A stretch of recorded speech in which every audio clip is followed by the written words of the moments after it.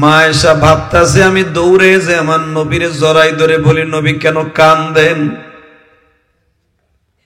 কিন্তু সাহাবীরা মসজিদে নববীতে আছে, আমি কেমনে যাইও? বাজান, মা এসে অপেক্ষায় আছে, যদি আমার নবী একবার ঘরের ভিতরে আসতো।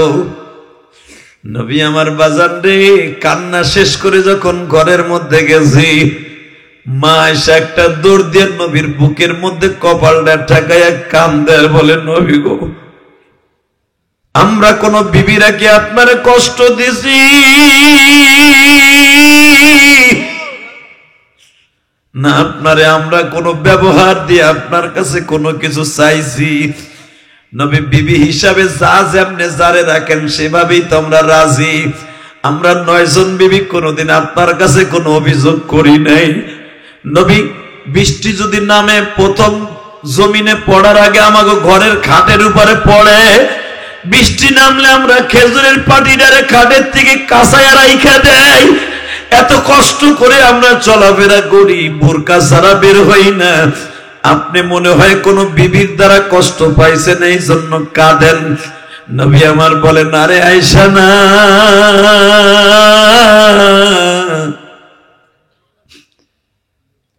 আমি 2টা কারণে কাঁদি। বলে কে? 1 নম্বরে কাঁদি আমার খাদিজার লাগিয়া।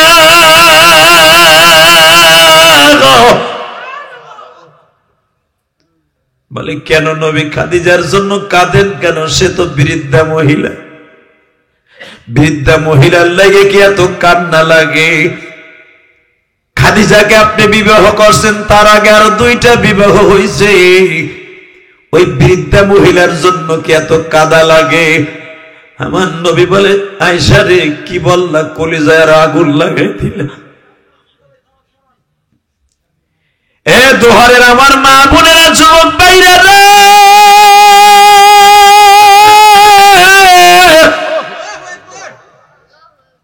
যখনই বলেছে আয়েশা কি বললা, আমার খাদিজার কথা বলে, কেন তুমি আমার আরো কষ্ট দিলা? নবী পা 2টা জড়াই ধরে বলছে, আর কষ্ট দেব না। কেন কষ্ট পাইলেন বলেন? ও খাদিজা, তুমি কি জানো?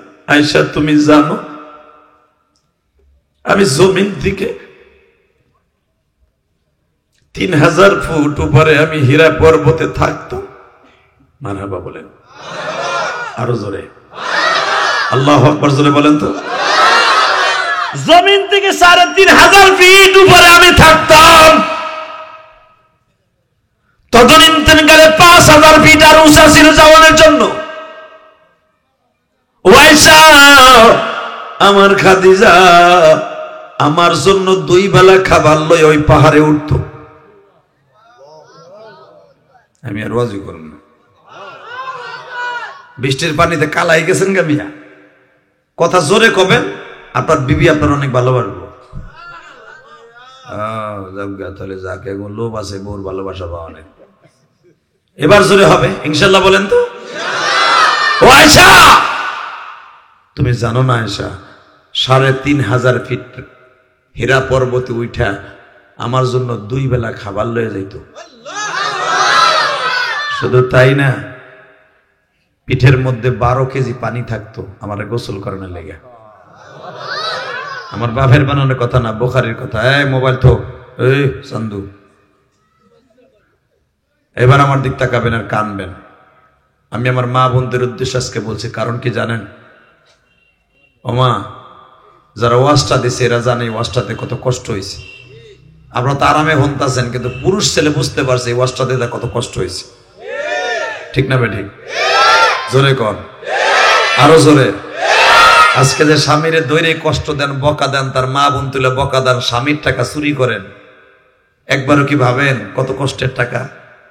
আর আমি আসার পরে একজন আবার বলতেছে, হুজুর মহিলাকে একটু কইেন, মহিলারা খালি টাকা চুরি করে।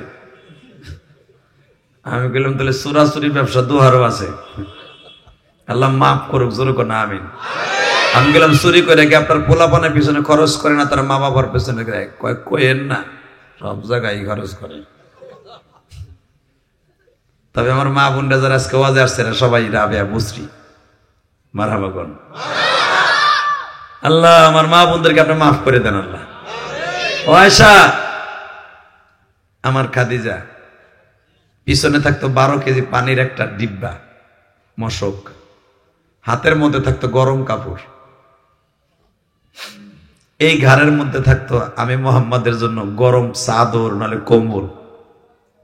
শুধু তাই না, এই বাম হাতের তালুর মধ্যে থাকতো রুটি, খুরমা, খেজুর, পনির, দুধ, মাঠা। এগুলো আমার খাদিজা নিয়ে পাহাড়ে উঠতো। আল্লাহ যারা সুবহানাল্লাহ জোরে কইছে এগো জীবনটা সুন্দর করে দিবা। কারণ আমার আম্মা, আপনার আম্মা নাম হলো খাদিজা। নাম কি? জোরে কন, আরো জোরে জোরসে বলো। আমরা কথা কইতে লজ্জা লাগতেছে বৃষ্টির ভিতরে, না কথা কইতে ভালো লাগতেছে না? তাহলে এবার জোরে কয়েন, নাম কি? আপনার বিবির নাম কি? একজন কেবল খ্যাক করে উঠছে, মানে খাদিজা কইতে পারেন তোমার বোন নাম তো সেই যে নদী, বাঙ্গনে ধরছে নদীরে। নজুবিল্লাহ কইলেন না? আরে আল্লাহ, খাদিজা এত দামি আমার আম্মা, আপনার আম্মা। আরে আম্মারে, এমন আম্মার আম্মা, সুবহানাল্লাহ সুবহানাল্লাহ সুবহানাল্লাহ। সে তো যাইতো খাবার দাবার লইয়া, যাইয়া স্বামীরে ওই পাহাড়ের উপর উঠাইয়া শরীর মুছাই দিত। আপনি আমার আম্মার কথা শুনে আপনি সুবহানাল্লাহ কবেন, আপনার বিবি অর্থাৎ আমার আম্মাও আপনার খেদমত করবে। আমি গ্যারান্টি দিয়ে গেলাম, খেদমত করবে। যদি সে জাতের মাইয়া হয়, আপনার শাশুড়ি যদি আপনার শ্বশুরে খেদমত করে থাকে, আপনার বউ করব ইনশা। তো আমার আম্মা, আপনার আম্মা, আমারে, আমার নবীরে ওই আমার আব্বা, অর্থাৎ আপনার আব্বা আমার আব্বা, নবী আব্বা না, ওই 3500 ফিট উপরে যাই আমার নবীরে গোসল করাইতেন। বাজানরে গোসলটা করায় দিয়া নিজের হাতে খাবার খাওয়াইতেন। নিজের হাতে খাবার খাওয়াই দিয়া বলতেন, নবীজি কবে আসবেন বাসায় গো? নবী আমার বলতেন, খাদিজা আল্লাহর অর্ডার তো হয় না, অর্ডার আসলে যাব। মা খাদিজা বলতেন, ঠিক আছে, আল্লাহর অর্ডার ছাড়া আপনি কোনো কাজ করেন না আমি জানি, আল্লাহর অর্ডার আইলেই বাসায় যাইন। কিন্তু আপনি টেনশন করেন না, ওই দিকে আপনার ছেলে মেয়ের সব আমি দেখে রাখতেছি, আপনি মেহেরবানি করে এই দিকে আপনি আল্লাহর সাথে টেলিফোনে কথা কইতে থাকেন। যদি আল্লাহ যেদিন আপনার কয় বাসায় যেতে সেদিন যাইয়েন। জোরে কর। এইটা যদি আপনার আমার বউ হইতো, ঝাড়ু লইয়া যাইয়া কইতো তোর ধ্যান মগ্ন আমি পরে ছুটাইতেছি, ওটা 10 সাল হইছে, বউ চাউল মেয়ে থুইয়া উনি আল্লাহর ধ্যানে বুঝে রইটাই। কথা কর না কে? জোরে কর, আরো জোরে। ঝাড়ু দিয়ে যে 3টা বাড়ি দিতে আমরা ভিডির করে, আপনার এবার 8 কেজি পানি আর খাওন দিত আপনারা আরো। ঠিক না বেঠিক? আস্ত কথা করেন না, ঠিক না? আরে আমার আম্মা রে, আপনার আম্মা রে, কি দামি আম্মা। বলে আপনার আল্লাহ যেদিন যাইতে কয় সেদিন যাইয়েন। এখন যদি কোন হুজুর এত ধৈর্য কেন নইল, সে তো পৃথিবীর শ্রেষ্ঠ ধনী মহিলা, পৃথিবীর শ্রেষ্ঠ ধনী মহিলা। শুধু ধনী না, মা খাদিজার সম্পদ এত পরিমাণ আল্লাহ দান করছিলেন। পৃথিবীর 23টা দেশে মা খাদিজার ব্যবসা ছিলেন। 23টা দেশে। কয়টা? জোরে কন, কয়টা? আপনাকে শেখ হাসিনারও 23টা দেশে ব্যবসা নাই, বরঞ্চ যেই দেশে ব্যবসা করতে যায় ওই দেশের আবার ধরা খায়। কারণ আমাদের দেশের নেতা গো তারা দেখেন না, সুইস ব্যাংকে আমাদের দেশের টাকা মাইরা, প্রবাসীকে টাকা মাইরা, জনগণের টাকা মাইরা সুইস ব্যাংকে রাখছে। এখন চিংকিম পাকা চি চি চি চি বন্ধ করে দিছে। এখন কোন চান্দু আর ঢুকতেও পারে না, তালাও খুলতে পারে না। গরিবের টাকা যেই মাইরে নিবা ওইটা ভোগ করে যাইতে পারবি না। কথা ঠিক না ঠিক? জোরে বলো ঠিক না ঠিক? আজকে চেয়ারম্যান মেম্বার গুলা গরিবের বাথরুম শুদ্ধ দেখাই এলায়। বাথরুম মানে পায়খানা করে তাই খায় না, ওই টিন খায়, টিন। এমপি সাহেব দিছে, সালমান এফ রহমান দিছে। ও এই গ্রামের নাম কি? দোহার তো পুরা ডামে ঘাটা, ডোহার ঘাটা, ঘাটা 5টা বাথরুম দিলাম অমক মসজিদে, ওই অমক বিধবারে দিলাম। 5টার ভিতরে একটা আইসে মসজিদেরটা, জানো এইটা মাইরে খেলে অসুবিধা আছে, মসজিদেরটা ঠিকই দেয়, বিধবারটা মাইরে খাইলেছে। কথা আসতে করলে লুলো হয়ে মরবা। কথা কম, কথা কম, কথা কম। এইগুলা কইলি মেম্বার চেয়ারম্যানের কপালে লাগে, হুজুরের ওয়াজ বালা না, তাতে আমার কিচ্ছু আসে যায় না। তোমার দোহারে 80 না প্রায় 12 বছরের উপরে, এবার কেবল কয়েকটা মাহফিল করে টেস্ট করে দেখলাম আছে না আগের মতো খাসরা আছে না, পরিবর্তন হয়েছে। আলহামদুলিল্লাহ বলেন। দোহারের মানুষ আল্লাহর ইচ্ছা করেন, সর্বগুণে গুণান্বিত আল্লাহর ইচ্ছা। আমার গোপালগঞ্জ লাগাতে ভালো আপনারা আর থাকবেন না কে? আপনাকে দোহারের ভিতরে, বাংলাদেশের ভিতরে শ্রেষ্ঠ ধনীদের মধ্যে একজন, কথা বল না কে? তারপর তো ভালো থাকবেন। এই মিয়া আমার গোপালগঞ্জে কিন্তু শ্রেষ্ঠ ধনীর মধ্যে একজন নাই, এখানে আছে। তাহলে ইনশাআল্লাহ আপনারা সব দিক দিয়ে এখন উন্নত, যখন মারহাবা। আগে যখন আসতাম আমি ইলিয়াস রহমান যদি ভ্যানে আসতাম, ভ্যানে, সাইকেলে পাইছি, সাইকেলে পাইছি, রে মাওলা রে, সাইকেলে আসতাম এই সমস্ত গ্রামে। এখন 40 লাখ টাকা গাড়ি লুই আহি, আল্লাহর প্রশংসা করি আর কই আল্লাহ রাস্তাটা কি সুন্দর হয়েছে। সবগুলো আমার শাশুড়ি শেখ হাসিনার অবদান।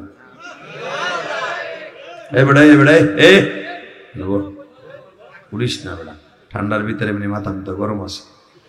আলহামদুলিল্লাহ। তবে উন্নত হয়েছে, দেশ উন্নত হয়েছে, তাই না? আবার সর্বদিক দিয়ে উন্নত হইলেও আবার কষ্টের দিক দিয়েও বুকটা ফেটে যায় যখন দেখি আলেমুল আমার পোলাগুলা কোটের বারান্দায় বারান্দায় হাঁটে। আলেমুল আমার একটু কথা কয়েন দেন, আপনাকে চোখের পানি খাতিরে মামুন একটু সারা পায় নাকি? বাংলাদেশে যদি মামুন হক সারা পায়, আমার মনে হয় মামুন আমার রক্তের কেউ না, মামুনের আব্বা আমার উস্তাদ, একদিন বুখারীর উস্তাদ। এ ভাই একদিনের উস্তাদ দিল সে উস্তাদ, কথা কন না কেন? আমি যখন গওহরডাঙ্গা পড়ি তখন আল্লাহ মাজিদুল হক সাহেব, আল্লাহর কুতুব, বুখারীর দর্শ দিচ্ছিলেন। তখন আমি জালালাইন শরীফ পড়ি, আমি বুখারী পড়ি না। তখন এই বুখারীর দর্শে আমরা বসছিলাম হুজুরে বরকতা, সেই হিসেবে তো আমার উস্তাদ, কথা বলেন না কেন? এই যে আপনারা যে আমার ওয়াজ শুনতেছেন, আপনারা কিন্তু আমার ছাত্র, এটা জানেন। যদি মনে করেন ও বেটা টাকা ছাড়াইছে নি, তাহলে আপনার সব শেষ। আর যদি মনে করেন আপনি আমার ছাত্র, আমি আপনার উস্তাদ, আমি উস্তাদ যদি জান্নাতে যাই, আল্লাহকে সাক্ষী রেখে বললাম এই আলেমুল আমাকে দলিল দিয়া আমি জান্নাতে গেলে আপনি যাবেন। কারণ উস্তাদ জান্নাতে গেলে ছাত্র কোনোদিন জাহান্নামে যাবে না, যাবে না, যাবে না, যাবে না, যাবে না। কথা বলে না কেন? বাপ জান্নাতে গেলে ছেলে জাহান্নামে যাবে না। আমার বাবা আদম জান্নাতে যাবে, তার সন্তানও জান্নাতে যাবে। যাওয়ার নিয়ত আছে না নাই? জান্নাতে যাবেন। শুধু একটা আওয়াজ দিবেন এখন চোখের পানি দিয়া। আমার সবচেয়ে বেশি কষ্ট লাগে যখন মামুনের ছেলেগুলা কোর্টের বারান্দায় বারান্দায় আর বাবার এক নজর দেখার লেগে ঘুরে।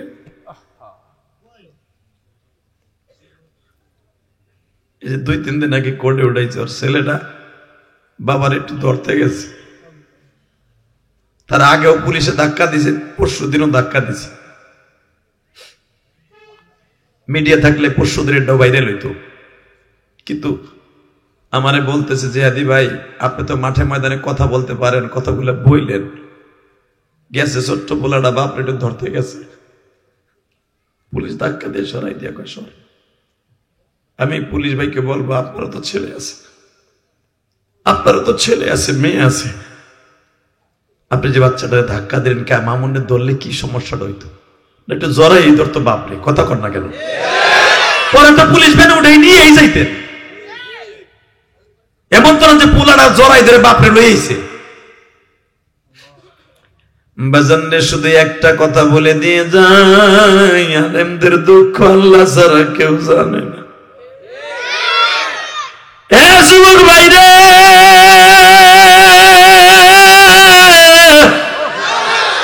ইউসুফ নবী যখন জেলখানার মধ্যে, এখন কান্দা, ইউসুফ জেলখানার মধ্যে, ইউসুফের বয়স 13 বছর। এর মধ্যে একজন সবচেয়ে মারছেন বড় ডাকাইতা ছিল বাবা, সে প্রায় 18 বছর আগের থেকে ওই জেলখানায়, যেই জেলখানায় ইউসুফ আছে। সূরা ইউসুফের তাফসীরে দেখবেন, বানানো কথা আমি বলি না। ইউসুফকে তাকে জেলখানার ভিতরে যায় নামাজ বিছায় কান্দা, কারণ কেউ না জানলেও ইউসুফ জানে আমি পয়গম্বরের ছেলে, আমার বাবা আল্লাহর পয়গম্বর। আর ইউসুফের বাবাও বলছে, ইউসুফ রে তুই একদিন পয়গম্বর হয়ে যাবি, আমার দাদা পয়গম্বর, ও ইউসুফ আমার দাদা ইব্রাহিম খলিল পয়গম্বর,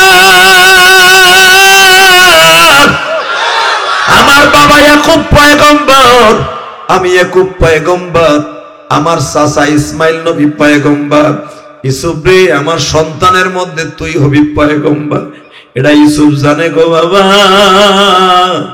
পয়গম্বররা তো কোনদিন জেলখানায় বইয়ে থাকতে পারে না। এইবার নায়েবে পয়গম্বর যাদের দেখেন, নায়েবে নবী, এই উলামায়ে কিরাম যারা জেলখানায় আছে বাবা, একজন আলেম ও বাবা জেলখানায় চোর ডাকাইতের মতো ঘুমায়া থাকে না। এরা রাত 3টায় যখন হয়ে যায়, আমার মওলার চোখের পানি দিয়ে ডাকতে থাকে, আল্লাহু হাজিরি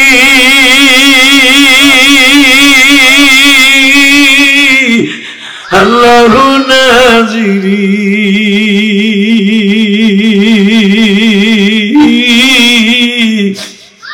আল্লাহুম্মাই।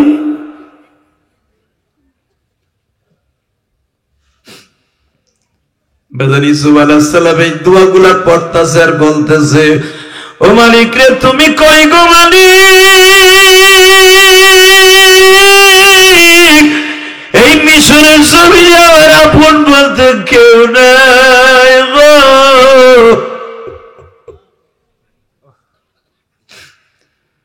আল্লাহ আমি জেলখানা থেকে বের হইতে চাই না, জেলখানা থেকে বের হওয়ার জন্য তোমার কাছে রিকোয়েস্ট করি না, তবে একটা রিকোয়েস্ট করি, কবরের জেলখানায় যেন আমি ফাঁসিতে না ঝুলে যাই,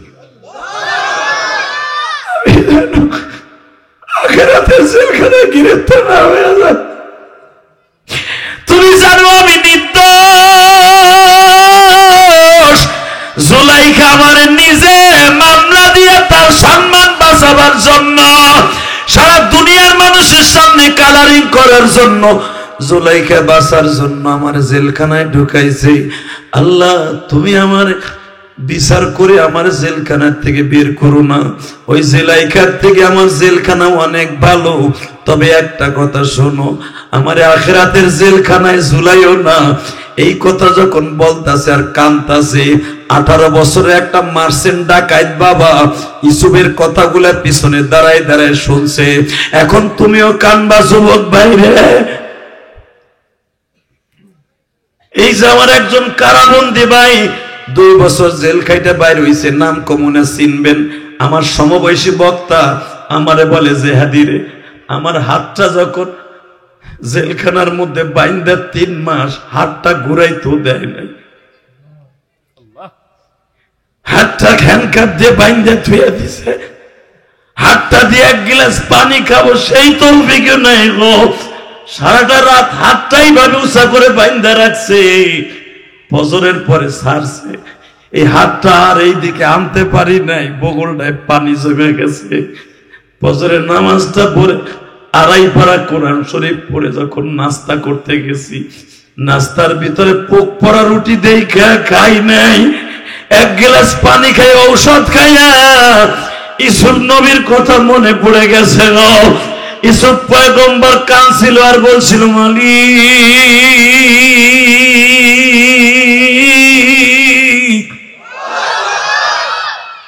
দুনিয়ার জেলখানায় ঢুকাইছো, আখিরাতের জেলখানার থেকে বাঁচায় দিও। ও আমার দোহারের যুবক ভাইরা এখন কানবা। কেউ যদি জাহান্নামের ভয়ে চোখ দিয়ে পানি পড়ে, ও আম্মা মান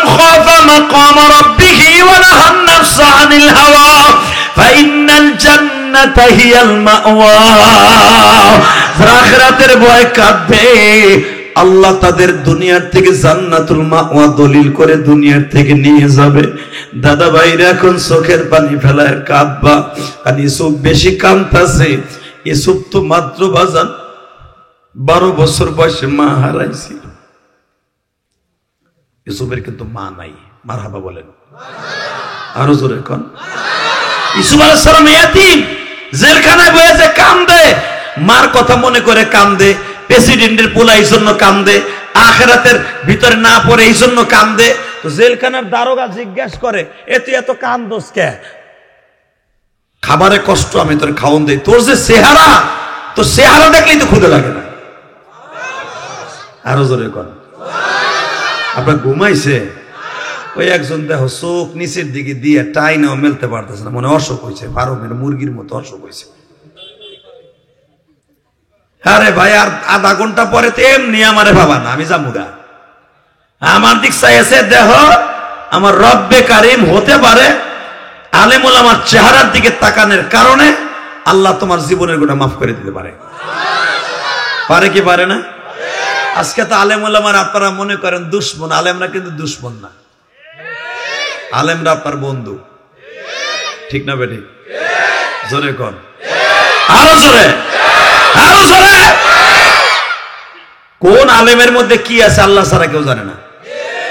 তার জ্বলন্ত প্রমাণ দেই, আলাউদ্দিন সাবিরির নাম শুনছেন? হ্যাঁ, সরমনে আল্লাহর কুতুব, যার সিলসিলায় চিশতিয়া সাবরিয়া তরিকার ইমাম।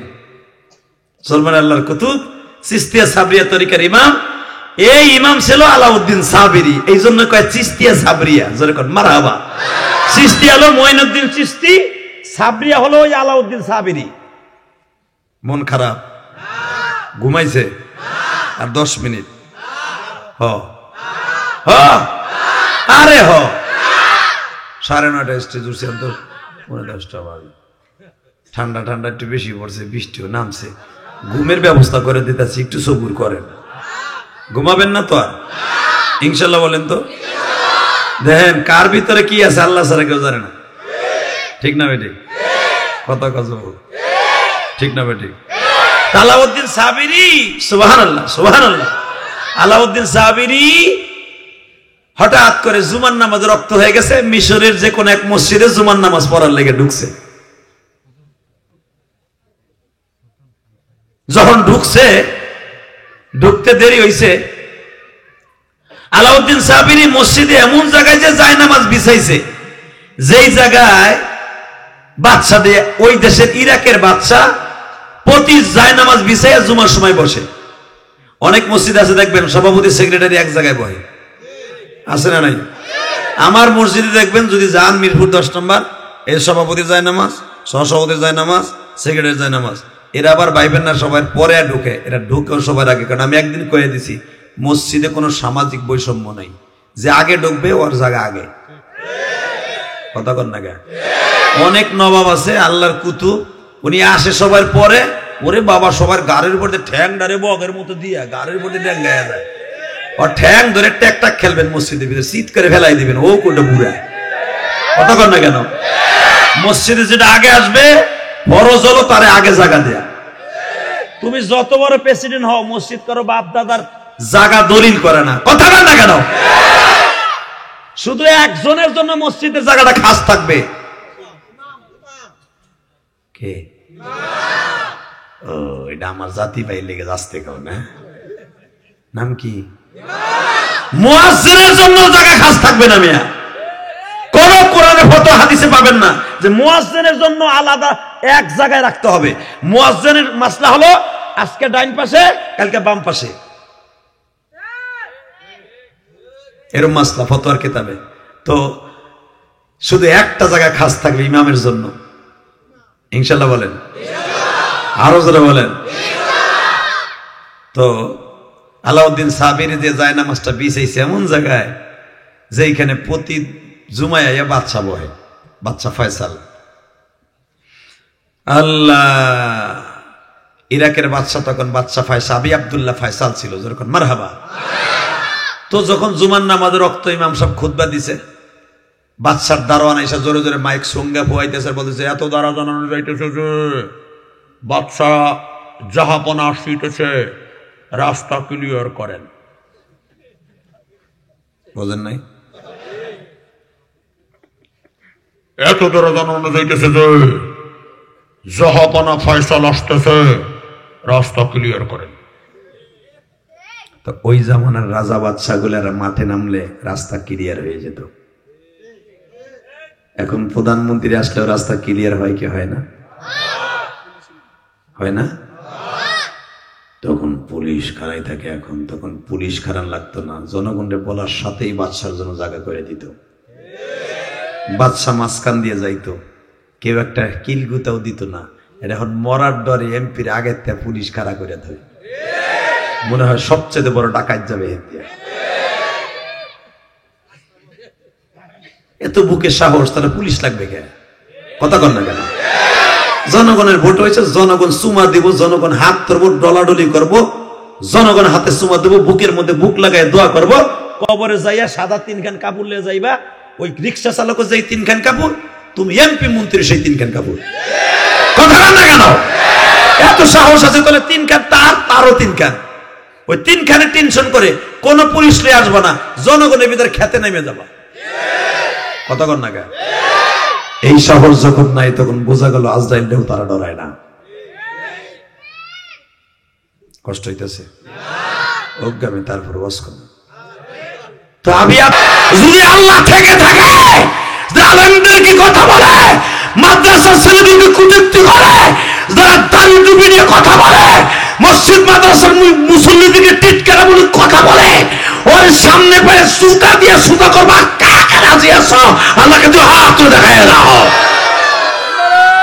তাকবীর, নারায়ে তাকবীর, আল্লাহু আকবার। আলেম ওলামার শত্রুরা হুঁশিয়ার সাবধান, ইসলামের শত্রুরা হুঁশিয়ার সাবধান, মুসলমানের শত্রুরা হুঁশিয়ার সাবধান। নারায়ে তাকবীর, আল্লাহু আকবার। এই তাকবীর দেওয়ার মতো কোনো মুসল্লি নাই? হ্যাঁ, দাঁড়াও তো, মাহফিলে মাঝখানে কেড়ে আসো, দে তাকবীর দে। দেই কোন চান্দু আছে? ফেসবুক শরীফের কাছে গেছো কা ধরা খাইয়া? এই দুনিয়া সব মেনে নিয়ে যাবে, কোন আলেমের অপমান মেনে নিয়ে যাবে না। মসজিদের একটা ইমাম রে যা যা খুশি হে বকাবাজি করে, কথা কর না কেন? মনে করে তার বাড়ির একটা খাদেম। আমার মৃত্যুর আগ পর্যন্ত ইমামদের পক্ষে আমি কথা বলে যাবো, কারণ আমিও একদিন ইমাম ছিলাম। আমি যদিও এখন ইমামতি করি না, শুধু খেতাবাত করি, তাও তো আমি 1 ওয়াক্ত নামাজ পড়াই, বলেন না কেন?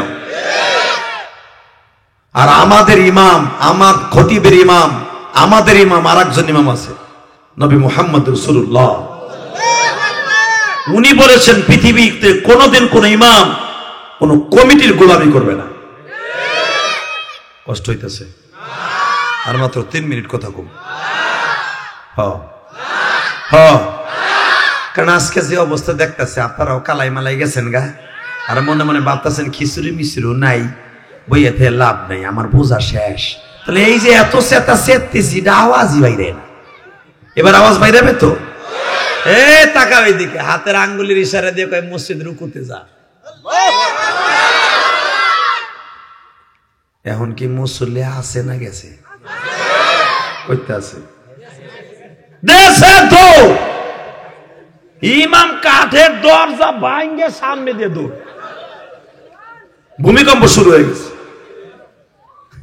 মসজিদ রুকুতে।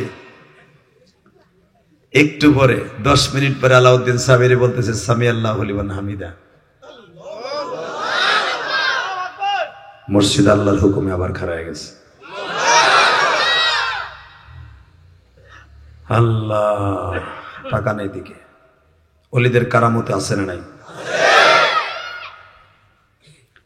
এখন রুকু শেষ, সিজদা যাবে না? আল্লাহ বলি কারামত হাক্কুন, আমার নবী নিজে বলেছেন হাদিসে, ওলিদের কারামতি সত্য, আমার নবীর মুজিজাতের সত্য, ওলিদের কারামতিও সত্য। আল্লাহ, আল্লাহর ওলি এইভাবে হাতের ইশারা দিয়ে বলে মসজিদ মাটির লগে সিজদায় যা।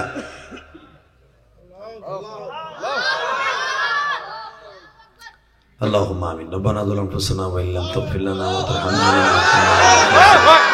আল্লাহ, ওরাও বৃষ্টিতে কালা হয়ে গেছে, গা যাই না। এবার আওয়াজ হবে তো? কি দামি একটা কথা আলাউদ্দিন সাবিরি, মসজিদ রুকুতে যা। মসজিদ মাটির সাথে মিশে গেছে, মসজিদ খারায় যা, মুসল্লিরা বাইরে দেখে আর কেউ না, যেটারে যায় নামাজ গাড়ি দিয়ে বাইর করে দিছে ওই পাগলার খেলা। আল্লাহর খেলা এই জগতে কে বুঝিবে, এই বলেন না, আল্লাহর খেলা এই জগতে কে বুঝিবে, আল্লাহর খেলা বসে বাজান নবী ওলিতে, আল্লাহর খেলা বুঝছে বাজান নবী ওলিতে। ঠিক না ঠিক? আল্লাহর খেলা নবী আর ওলিরা বুঝে না, আপনার আমি বুঝি না, আমাকে তো চোখই নাই। হ্যাঁ, ওলিদের চোখ আছে না নাই? বিশ্বাস হয়? সবাই হয়? আল্লাহকে হাত উঠে দেখান তো কার কার হয় না? ঠিকই আছে, এর লেগে তোমার কপালে এত দুঃখ হয়। ইনশাল্লাহ বলেন তো মারহাবা। যুবক, দোহারের যুবক, এবার একটা আওয়াজ দিস। আলাউদ্দিন সাবিরি হাতের ইশারা দিয়ে মসজিদে নামাজ পড়াইতেছে, বাদশাহ আব্দুল্লাহ ফয়সাল দেহে কাম করতেছে পাগলায়।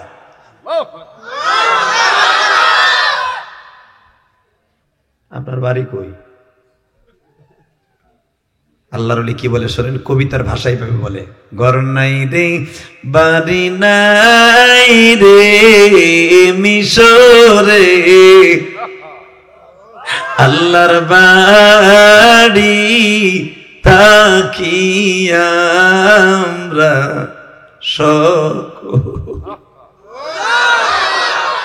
আল্লাহর বাড়ি তাকিয়া দাস